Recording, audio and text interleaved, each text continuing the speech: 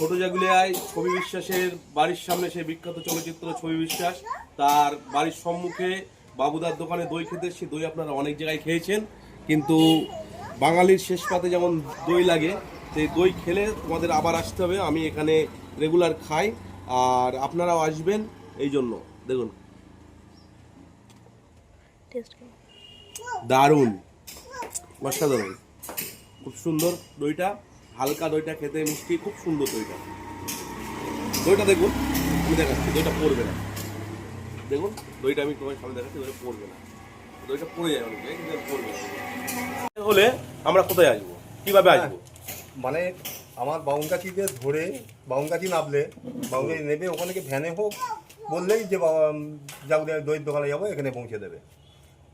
পীরগাছি নামলে, পীরগাছি ওখানে গিয়ে বললে যে বাবুদার দইয়ের দোকানে নামবো, গাড়ি করে এসে অটো চলছে, মোটর ভ্যান চলছে, যে কোনো গাড়িতে উঠলেই এই বাবুদার দইয়ের দোকান বললেই এখানে এসে পৌঁছে। আর আপনার কি সপ্তাহে 7 দিন খোলা থাকে?